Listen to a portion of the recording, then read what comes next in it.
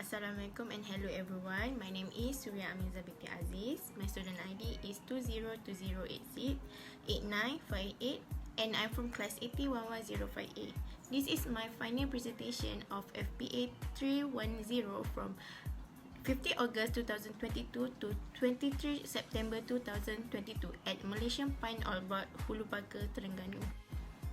First, for the company background, Malaysia Pine Oil Board (MPOB) is a premier government agency under the Ministry of Plantation Industry and Commodities. It's entrusted to serve the country oil palm industry. The main role is to promote and develop national objectives, policies and priorities for the well-being of the Malaysian oil palm industry. It was incorporated by an Act of Parliament and established on May 1, 2000, taking over through a merge the function of the Pine Oil Research Institute of Malaysia (PORIM) and the Pine Oil Registration and Licensing Authority (POLA). Each of these respective organizations has been involved in the oil palm industry for more than 20 years, and it is to render more effective service as well as to give greater national and international focus to the industry that MPOB was instituted. MPOB vision is to become the premier Nobel laureate that's producing research and development institution, providing leadership and impetus for the development of a highly diversified, value-added, globally competitive and sustainable oil palm industry.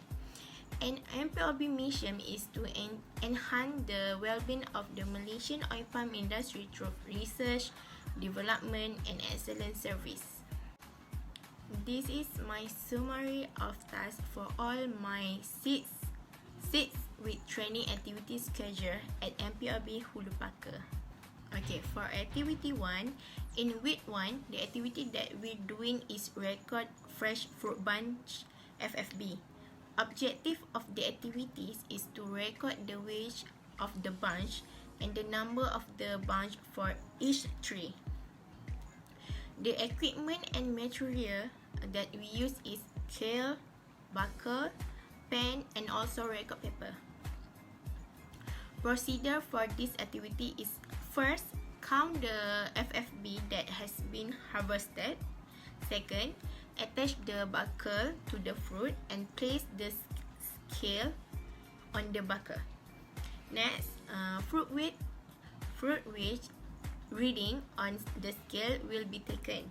Lastly, the amount of the fruit bunch for one will be added and recorded in the record paper.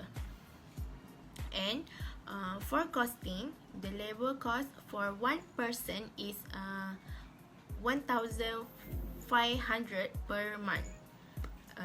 The outcome of the activity is we can learn how to record FFB in the right way and the right method. As you can see, figure 3 show me weighing FFB using scale, and figure 4 show the record paper that we use to record FFB. So for activity 2, in week 2, the activity we do is controlled pollination process that we call crossing. Objective of the activity is to choose high quality oil palm breed for plantation purpose. The equipment and material that we use is chisel, plier, 9-inch knife blade, cotton wool, formalin solution, acrosite wire, bagon spray, backpack and trailing bag. Procedure for this activity is first, check the pollen whenever it's fertile or contaminated, and the pollen is stored in a cleaned envelope and dry it at temperature 36 degree up to 40 degree. Then place the pollen in a puffer butter. Second, clean the female flower that we've been selected to be packed and then spray the formalin solution to kill insect and white pollen. Next, wrap the female flower with a trailing bag and tie it to the stem with a wire net to avoid squirrel and rat attack, and then labeling the date, trial number, and also tree number. And lastly, after 5 to 7 days, the female flower will blooming, and it's time to do pollination process by spray pollen powder to the female flower and tie it up again. The trailing bag must be opened for 45 days after pollination. For costing, the labor cost for one person is 1,500 per month. The outcome of the activity is we can know and learn about the crossing process and the purpose it has done. As you can see, figure 5 show the female flower after it being cleaned. The figure 6 is the female flower that wrapped with trailing bag, and figure 7 show the female flower that ready to be plucked. Okay, for activity 3, in week 3, the activity we do is weighing bunch of fresh fruit bunch, FFB. Objective of the activity is to determine the amount of oil palm FFB for each piece. The equipment that we use is computer to key in the data and loading road. Procedure for this activity is first, weighing truck information will be recorded at the weighing house, such as driver name, IC number, vehicle number, product code, and also the destination code. Second, the vehicle will be moved to the loading ramp to fill the FFB, and lastly, once the vehicle is full, the vehicle will move to the weighing half before the FFB is sent to the factory to be recorded in the system. So for costing, the labor cost for one person is 1,500 per month, and the outcome of the activity is we can learn and know how to weigh FFB properly, and also we can see how FFB is loaded into the truck at the loading ramp. As you can see, figure 8 show FFB enter the truck at loading ramp, and figure 9 show FFB data after weighing for each piece. Okay, for activity 4, in week 4, the activity we do is chemical weeding. Objective of the activity is to reduce competition for fertilizer, water, light, air, and also to facilitate work such as fertilization, harvesting, and collection of seed. The equipment and material that we use is PPE, such as safety glasses, mouth and nose cover, apron, rubber shoe, rubber glove, and also Monet Hesi. Procedure for this activity is first, wear PPE completely before mixing and starting the activity. Second, measure 100 ml of Monet Hesi and put it into the pump along with 10 liter water. Next, spray the weed by spraying evenly, blanket. The nozzle must move by left and right to make sure the herbicide will reach all the way. Lastly, take a bath with all PPE after finish it for safety, and store all the equipment after cleaning.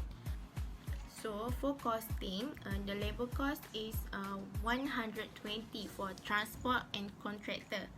The Monet Hesi for 20 liter, it costs 480. 2.5 liter per hectare uses is 60 ringgit. So total is RM 180 ringgit. So the outcome of activity is we can learn and gain experience to mix chemical poison and weeding ourselves using the right tool and the right method. So as you can see, figure 10 show PPE, personal protect equipment that we use, and figure 11 show we mixing chemical and water, and figure 12 show we doing chemical weeding at oil palm plantation. And lastly, for activity 5, in week 5, the activity we do is soil sampling using T-split tube. Objective of the activity is to test physical properties of the soil and to know the soil moisture. The equipment that we use is T-split tube, triangle jack with chain, hammer and scraper. The procedure for this activity is first, clean the area of the soil sample that will be taken. Second, tap the split tube with hammer until it goes completely into the ground, and then using a triangle jack with chain, pull out the T-split tube. Next, open the T-split tube and cut the split tube using scraper, and then take soil sample at the section 2, 4 and 6 only, and cover the soil sample with a lid. Lastly, labeling the location, project name part of the soil tape and the date. And for the costing, the labor cost for one person is 1,500 per month. The outcome of the activity is we were able to learn how to take soil sampling using T-split tube. And as you can see, figure 13 show T-split tube and figure 14 show triangle jack with gen that we use while we doing this activity. To summarize my complete training experience, I am grateful to Research Station FPOB Hulu Pakar for providing me with the opportunity to train in this sector. It is because I have learned a lot and gained new expertise in plantation research. Furthermore, the 6-week internship program exposed me to work ethic. What I learned in class is not the same as what I did during my internship. Aside from that, the most essential thing I've learned through industrial training are the real job in plantation industry and meeting a solid team of organization. They are kind and prepared to assist others at any time and any place. Then I learned to be accountable for the entire task at hand and complete it without making the same mistake. I gained many information not only from book but also through the abilities and experience of those around me. Finally, the entire training experience that I have obtained and examined. Having this wonderful experience has also elevated my level of expertise, ethics, and knowledge. For recommendation, we should be more efficient in interacting with existing individuals in the industry while getting industrial training in the real field. We also need to understand the industry sector goals and ambition. During my experience in this industry, I learned a lot about how to work with employees. They are considerably older than ourselves.